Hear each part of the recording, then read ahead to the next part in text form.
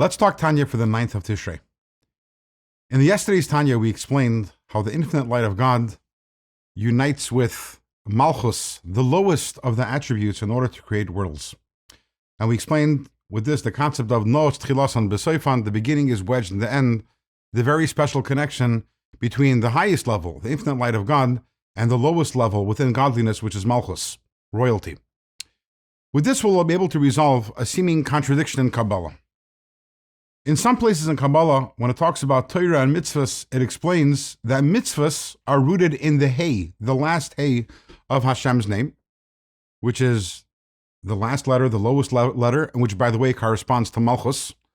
And Torah is rooted in the vav of Hashem's name, which is above that.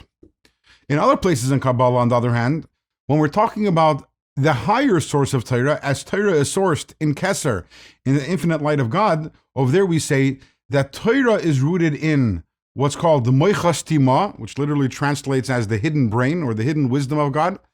And mitzvahs are sourced in the gulgalta, which is the skull. Now, obviously, this is all anthropomorphic and this is not literal, but these are metaphors.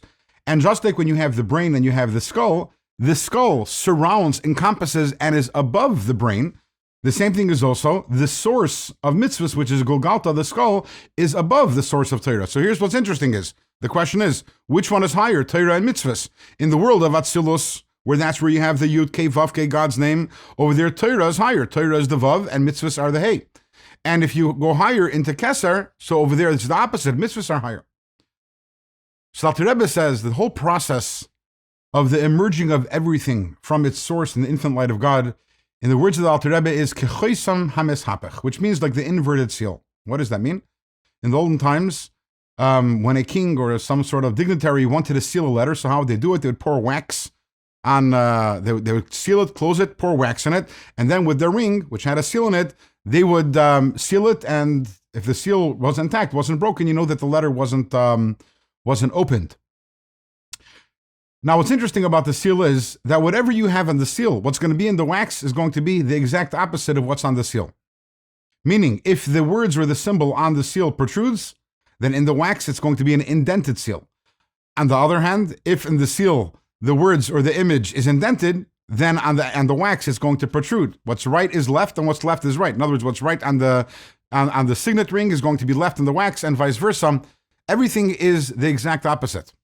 And that's the way it works with creation. The way it is above in its source and infinite light of God, afterwards when it enters the system of creation or even in the world of Atzilus, everything becomes the opposite. That which is higher in the source ends up being lower down here. So in the source, mitzvahs are higher than Torah, but once it comes down over here, Torah is higher than mitzvahs, and that is because Noach Tchilasan B'Soifan, the beginning, the highest level, is always wedged in the lowest level. So we have over here is that both mitzvahs, which is what we talked about today, and creation, which is what we've been talking about the last few days, are both sourced in Malchus, in God's royalty.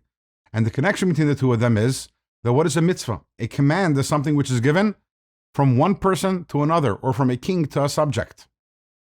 So in order for God to be able to give mitzvahs, which is what God wanted to have creations who will observe his commandments, there had to be bria yesh mi'ayin. There had to be the creation of something from nothing in order to create entities, us, who are other than God, who can then fulfill the mitzvah. So both of these concepts are related. Both of them are sourced in Malchus, the idea of mitzvahs, as well as creation of something from nothing. With this, we've established how within the realm of godliness, there is something very special and something very powerful, specifically about the lowest level, which is Malchus. As we explained, creation of something from nothing is from Malchus. Mitzvahs are from Malchus. But as we discussed in the very beginning of this chapter, we're going to take this further. In tomorrow's Tanya, we're going to start on the journey and talk about within the system of creation, not within godliness. Once we enter the system of creation, which the system of creation starts from the world of Bria, how there too also there is something special in the lowest level within the system of creation.